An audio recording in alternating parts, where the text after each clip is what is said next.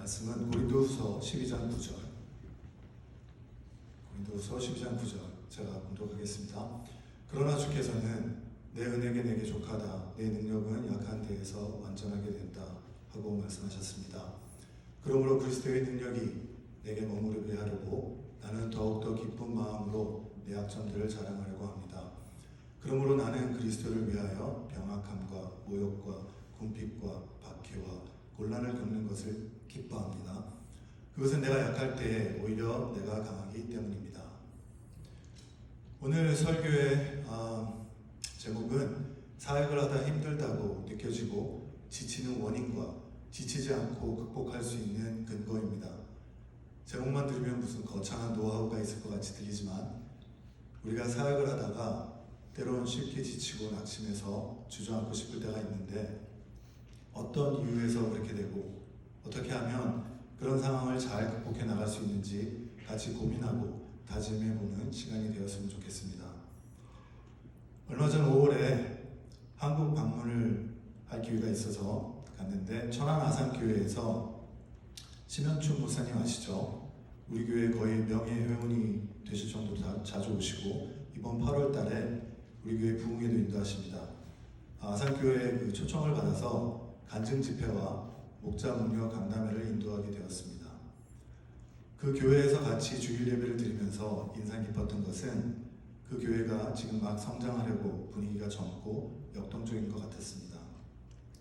지금 저희 교회가 성숙하고 어른스러운 분위기의 모습이라면 저희가 한 20년 전쯤에 가졌던 청년의 모습같이 느껴졌습니다. 대예배를 어린아이부터 청년들, 장년들이 모두 같이 모여서 예배를 드렸는데 주일 예배 전 찬양팀이 그렇게 음악적으로는 썩 잘하지 못했지만 초등학교 아이들부터 어르신들까지 다양한 연령층의 사람들이 섞여서 찬양을 인도하는 모습이 역동적으로 보였고 왠지 에너지가 느껴졌습니다. 저는 그 교회가 어떤 분위기인지 아니면 어떤 성도들의 구성과 모습인지 알지도 못했고 그저 가족교회를 한국에서 꽤 오래 한 편이고 천안 근교에 있는 아이들을 포함해서 한 200명 정도 모이는 회중이라는 정도의 정보만 아는 상태로 간증 집회를 가게 되었습니다. 그러다 보니 내심 걱정이 좀 되었습니다. 과연 미국에서 35년을 산 미국 사람인 제가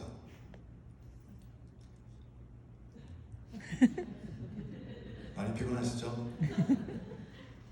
이미 가족교회를 잘하고 있는 한국의 시골교회 성도님들에게 어떤 메시지를 전할 수 있고 무엇을 공유하여 공감대를 형성해서 은혜로운 감동을 줄 수 있는 집회를 할 수 있을까 고민했습니다. 가족교회를 같이 한다는 것 외에는 그야말로 어떠한 공통분모도 없다고 생각했습니다. 그래서 어떤 반응을 보여줄지 전혀 예상치 못했기 때문에 사실 웬만하면 피하고 싶었던 마음도 있었습니다. 제가 어떤 좋은 영향도 줄 수 없을 것 같은 마음에 준비하는 과정도 그다지 즐겁기보단 의무감에 스트레스를 좀 받았고 별로 기대감도 들지 않았습니다. 그냥 제가 할 수 있는 최선을 다하고 하나님께 맡겨드리기로 마음을 다잡았습니다. 그런데 놀라운 일이 일어났습니다.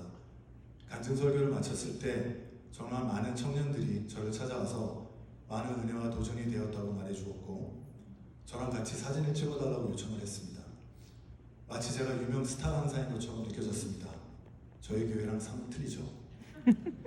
근데 그렇게 사진을 많이 찍었는데 저는 받은 사진이 하나도 없습니다.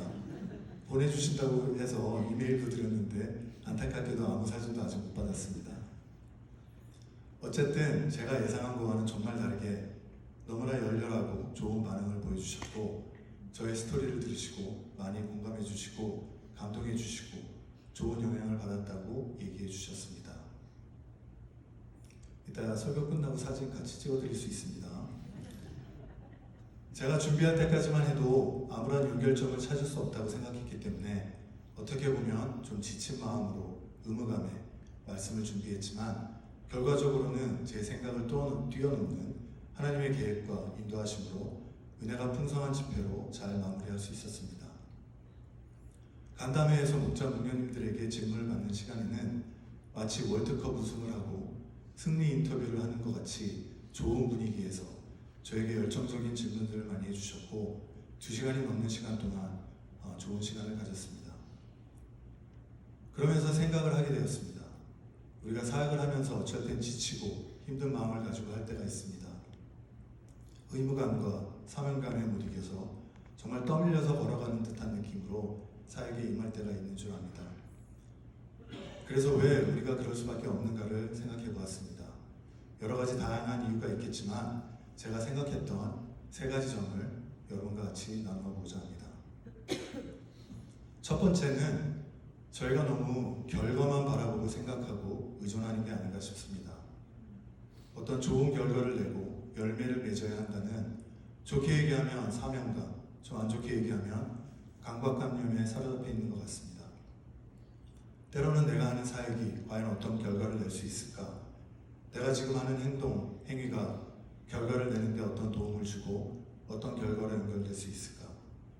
생각하다가 어떤 연결점을 찾을 수가 없어서 무기력한 마음이 생겨 그냥 눈을 감고 막 총을 쏘면 그 중에 하나는 관역에 맞을 수도 있겠지 하는 심정으로 열심만 가지고 사역에 임할 때가 있는 것 같습니다. 목장 사역을 예를 들어보면 목장 목녀가 영혼 구원을 위해서 열심히 노력하고 1년에 한 번 허그식을 하기 위해서 노력한다고 선서돼 있는데 가시적인 어떤 결과물이 없을 때 저희는 낙심할 때가 있는 것 같습니다. 그리고 점점 지쳐가고 사역에 대해서 의구심을 갖게 되고 피하고 싶은 마음이 점점 더 생기게 됩니다. 예수님도 비유로 말씀하셨죠. 열매가 없는 무화과 나무는 찍어버려야 한다. 그리고 달란트의 비유에서도 말씀하셨는데 달란트를 쓰지 않고 땅에 묻어둔 종에게 악하고 게으른 종이라고 혼내셨습니다. 이런 말씀들을 들으면 깊은 내용을 이해하지 못한 채 저의 마음에 부담이 생기고 마치 실패한 사람처럼 느껴질 때가 있습니다. 하지만 여기서 말하는 열매는 어떤 것일까요? 예수님께서는 결과물만 생각하셨을까요? 아니면 예수님의 뜻은 무엇이었을까요? 여기서 우리가 잘 생각해 봐야 될 것 같습니다. 달란트의 비유에서 한 종은 5달란트로 5달란트를 남기고 한 종은 2달란트로 2달란트를 남깁니다. 여기서 이 2 종들은 남긴 달란트의 양과 관계없이 똑같이 칭찬받습니다. 어떤 절대적 가치의 결과물이나 기준이 아니라 주어진 것에 최선을 다해 노력하는 상대적 가치에 대해 예수님은 칭찬하십니다. 그 주인이 이르되 잘하였도다 착하고 충성된 종아, 내가 적은 일에 충성하였음에 내가 많은 것을 내게 맡기리니 내 주인의 즐거움에 참여할지로다. 여기서 눈여겨보아야 할 것은 예수님은 어떤 큰 결과나 큰 일을 잘 이루어냈다고 칭찬하지 않으시고 적은 일, 별로 하고 싶지 않고 하찮게 보이는 일일지라도 열심히 한 충성에 대해 칭찬하십니다.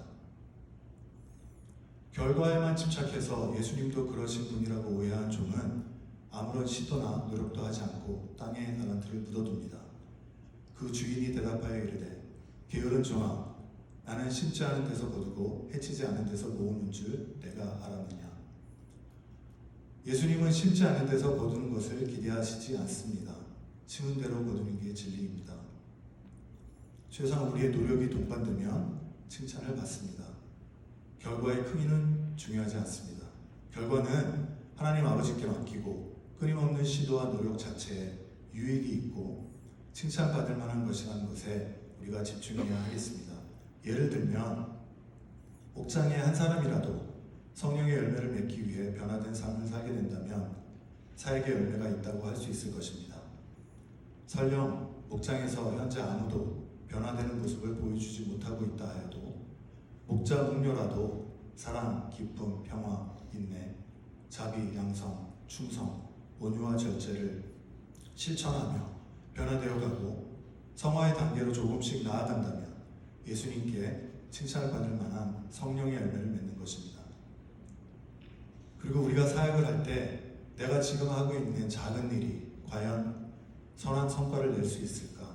이 사소해 보이는 작은 루틴이 어떻게 하나님의 영광을 나타내는 것과 연결이 될 수 있는지, 어떤 연결점이 있을까라는 생각에 갇혀 있다면 그래서 쉽게 지치고 심지어 내가 하는 사역이 하찮은 일이라고 생각되어질 수 있습니다. 하지만 적은 일에 충성하였으니 내가 이제 너에게 큰 일을 맡기고 즐거움에 같이 참여할 것이다 라고 칭찬하신 예수님 말씀에서 알 수 있듯이 저희의 작지만 정성 어린 노력이 언젠가는 정말 누룩같이 부풀어 올라서 하늘나라의 관점으로 봤을 때 작다고 느끼는 일들이 얼마나 큰 일이 되고 하나님께서 기뻐하신 일이 되는 것은 우리가 당장은 알 수 없지만 몇십 년이 지나서 천국에 가서 이 상황을 되돌아봤을 때 아마 우리가 상상했던 것보다 훨씬 더 큰 일들을 이루어냈을 것이라 믿습니다.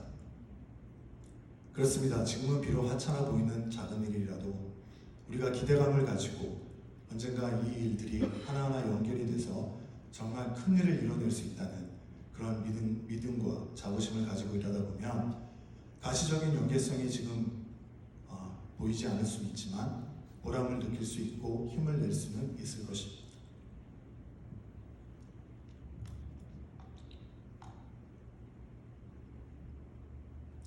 제가 좀 무리수가 있는 예이긴 하지만 제가 했던 작은 일이 정말 큰 결과를 이뤄낸다는 재밌는 에피소드를 하나 들려드리겠습니다.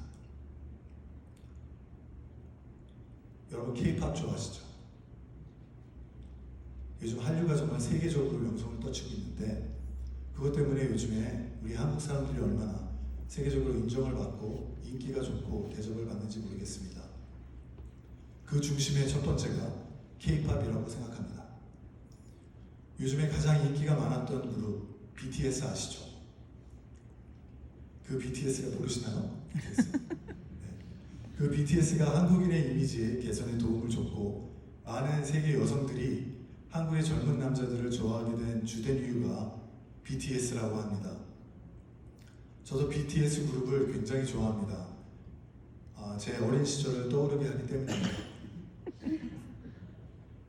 왜 떠오르는지 설명 들어갑니다. 여러분이 이 BTS가 한류의 중심에 있는데 만약 이 김세준이 없었다면 이 BTS가 탄생하지 못했을 거라는 거 상상이 가십니까? 믿어지지 않고 연관이 없다고 생각하실지 모르겠지만 저 아니었으면 방탄소년단이 없었을 겁니다. 지금부터 설명 들어갑니다. 좀 복잡하니까 잘 들으세요. BTS를 만든 사람이 방시혁이라는 사람이 있는데 프로듀서이자 하이브 엔터테인먼트라는 회사의 설립자이기도 합니다.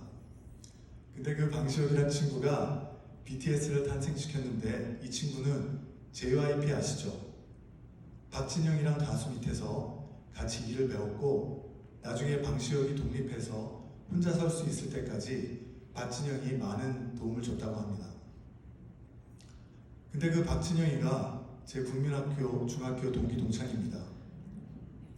여기까지는 무슨 연관성이 있나 하실 수 있지만 정말 상상도 못할 일이 제 국민학교 때 일어났습니다.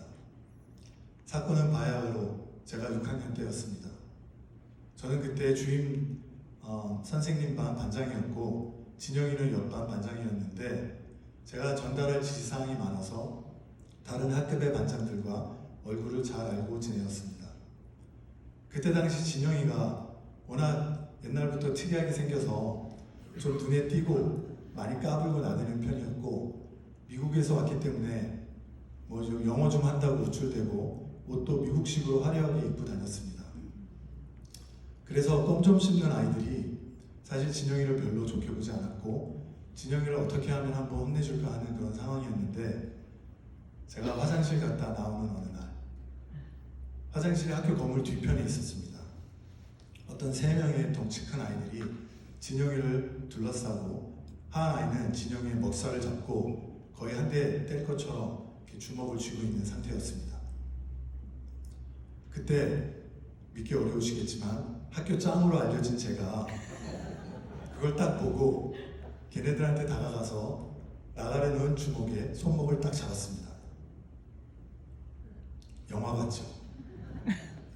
이게 무슨 상황이냐 그랬더니 그 3명의 아이들이 저에게 하는 말이 지금 진영이가 너무 까불고 재수가 없어서 패주려고 하고 있다.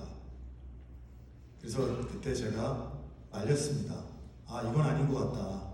3명이서 때로 달려들어서 패는 건 아닌 것 같고 일단 접고 선생님이 아시면 큰일 날이기 때문에 진영이를 보내주라고 얘기했더니 다행히 그 아이들이 제 얘기를 듣고 진영이를 그때 무사히 보내주었습니다. 무슨 영웅담 같죠? 여러분 상상이 가십니까? 그때 만약 제가 진영이를 구해주지 못했다면 분명히 아이들에게 집단 폭행을 당하고 아마 심한 우울증과 자괴감에 빠져서 미래의 그런 엔터테인먼트나 가수가 될 꿈을 절대 키우지 못했을 거라고 생각합니다. 그때 집단 폭행을 저 때문에 피할 수 있었기 때문에 잘 자라졌고 가수가 된 후 프로듀서가 되었고 마침내 BTS가 탄생되었고 오늘날 한류가 있게 한 그런 역사적인 사건으로 연결됐다고 저는 믿습니다. 놀랍죠? 여러분 저는 사실 굉장히 작은 일을 했지만 사실 진영이가 유명해질 때까지 그 사건이 별로 기억도 나지 않았습니다. 워낙 뭐 그런 일들을 많이 하고 다녔기 때문에 이거는 정말 극단적인 예라고 볼 수 있지만 저희는 마음속에 저희가 하는 사역에 얼마나 하나님 나라에서 큰 의미가 있고 비록 작은 일이지만 언젠가는 엄청나게 큰 상급으로 이어지게 된다는 것을 기억해야 할 것입니다. 그러면 쉽게 지치지 않을 것입니다. 두 번째, 우리는 결과도 중요하지만 또한 그 과정도 못지않게 중요하다고 생각하면서도 그 과정을 인조해하지 못하기 때문에 쉽게 지치고 주저앉을 때가 있습니다. 특별히 무슨 문제가 있을 때는 감정의 소모, 시간의 소모, 노력의 소모에 시달려서 쉽게 지치고 낙심하게 됩니다. 외식을 하는 것을 예를 들어보면 보통 한국 사람들은 저희들이죠. 식당에 가면 앉으면서 주문을 하고 빨리 음식이 나오도록 메뉴를 통일하고 밥 먹으면서 말하는 것이 아니라고 가급적 조용히 최대한 빨리 30분 안에 식사를 마치고 나가면서 계산하고 식당을 나섭니다. 식사 시간이 아까워 빨리 먹고 다른 일을 하러 가야죠. 정말 식당에 가는 것이 최대한 빨리 허기진 배를 채우는 목적을 달성하는 것에 초점을 맞추는 것 같습니다. 뭔가 이상하죠? 식사를 누군가와 같이 하는 것은 배를 채우는 것 외에 많은 다른 혜택과 즐기는 포인트가 있습니다. 그런데 그런 과정을 정말 못 즐기는 것 같습니다. 저도 레지던트 훈련을 받을 때 빨리 먹던 습관을 아직도 고치려고 노력하고 있습니다. 상상해 보십시오. 사랑하는 사람들이 가고 싶은 식당을 골라서 예약하며 기대하는 마음을 느끼고 설레는 마음으로 기다리고 예약 시간에 맞춰 옷을 차려입고 차 안에서 좋은 음악을 들으며 콧노래를 같이 부르고 식당에 도착해서 메뉴를 고르며 같이 상의하고 식전 음료를 마시며 기분 좋은 대화를 시작하고 음식이 나오면 같이 사진도 찍고 맛있게 먹으며 히히호호하며 마지막 디저트까지 즐기면서 즐겁고 따뜻한 대화 속에 그 상황과 분위기와 음식을 다 같이 종합적으로 인조해하는 시간을 갖는 것은 배를 채우는 행위보다 엄청나게 많은 것을 누릴 수 있는 것입니다. 이런 것처럼 우리도 사역을 하면서 과정 자체를 즐길 수 있으면 좋겠습니다. 목장의 VIP를 전도하고자 하는 마음으로 집을 오픈해서 목장을 준비하고 초대할 때 메뉴를 정하고 좋은 만남을 위해 기대하며 만찬을 즐거운 마음으로 같이 하고 더 나아가서 그 VIP가 생명의 삶을 듣고 확신의 상공도 같이 하고 예수 영접, 침례를 받고 허그식을 하는 이 모든 과정을 지켜보며 기도하고 섬겨줘서 아름다운 영혼 구원의 열매를 맺기까지의 과정들을 같이 즐기고 기쁨을 같이 누릴 수 있으면 좋겠습니다. 한 VIP가 예수님을 만나면서 삶의 중심이 변해가는 모습을 지켜보며 기쁨을 공유할 수 있다면 매주 루틴에서 오는 지침과 무기력감을 극복할 수 있을 것이라 믿습니다. 이 보람된 과정을 한 번만 경험해보면 영혼구원의 사역에 열정을 가질 수밖에 없고 넘어져도 다시 일어설 수 있습니다.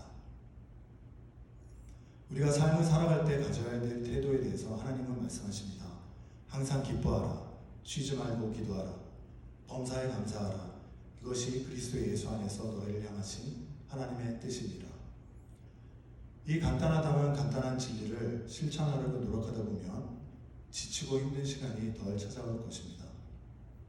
옥장에 사람이 많고 복닥복닥할 때는 매주 잔치하는 것처럼 즐길 수 있고, 옥장에 사람이 없어서 침체되어 있다는 생각이 들 때는 그 나름대로 소수의 깊은 나눔을 즐기고 더욱 관계가 견고해지는 시간이 되게 하고, 옥장 부흥을 기대하며 기도하고 준비하라는 시간으로 생각하고 즐길 수 있으면 좋을 것 같습니다.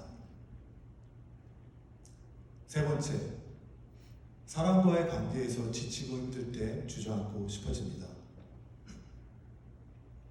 사역을 하다 보면 다양한 성격과 백그라운드의 사람들을 만나고 같이 공동체에서 지내게 됩니다. 그러다 보면 잘 지내기도 하지만 때로는 관계가 틀어지고 상처주고 상처받고 하면서 마음이 강팍해지는 것을 느끼게 됩니다. 나의 주관적인 관점과 시선으로 주로 상황을 해석하기 때문에 우리 대부분은 피해자가 되는 것 같습니다. 그런데 그런 상황에서 실망하면 우리가 열매도 맺고 과정도 즐기려고 하지만 마지막에 내 주변에 나를 사랑해주고 의지되고 마음을 터놓고 신뢰를 가지고 이야기할 수 있는 누군가가 없으면 말짱 도루묵이 될 수 있습니다. 왜냐하면 신앙이 자라나는 종착역엔 사랑하는 사람들과의 좋은 관계가 있어야 합니다. 그것이 열매를 나타내는 것이고 과정을 즐길 수 있는 핵심인 것이기 때문입니다. 그렇기 때문에 사람들에게 투자해야 합니다. 우리가 넘어져도 일어설 수 있는 힘을 주시는 이는 하나님이신데 우리 주변의 사람들을 통해 일하십니다. 아무리 세게 넘어져도 튼튼한 사랑의 관계에 있는 가족이 있으면 일어설 수 있습니다. 자녀, 아내와 하나된 관계가 있으면 일어설 수 있습니다. 미혼인 경우엔 애인이나 친구가 있으면 일어설 수 있습니다. 믿음의 동지나 직장 동료 아니면 좋은 이웃이 있어도 그분들을 통해 위로하시는 하나님의 역사를 체험할 수 있습니다. 용기를 주고 이해해주는 아내의 말 한마디가, 같은 편을 들어주는 친구의 위로가 어려운 인간관계 속에서 낙심하는 상황을 극복할 수 있는 힘을 줍니다. 가족이 튼튼한 사랑과 관계 속에 있을 수 있도록 시간, 재물, 그리고 마음을 투자하십시오. 좋은 친구가 될 수 있게 노력해야 합니다. 신뢰할 수 있는 믿음의 동지, 동료가 되기를 힘쓰십시오. 내 주변에 꼭 나를 사랑해주고 이해해주고 도와줄 수 있는 사람을 만들려고 노력하고 그런 사람이 되도록 해야 합니다. 그렇게 되는 데는 간단해 보이지만 지키는 데는 쉽지 않은 골든 룰이 있습니다. 마태복음 7장에 어찌하여 형제의 눈 속에 있는 티는 보고 내 눈 속에 있는 들보는 깨닫지 못하느냐.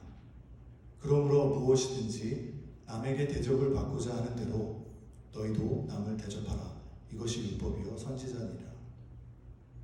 요즘 말로 표현하면 내로남불을 버리고 꼰대가 되지 말고 배려할 줄 아는 사람이더라.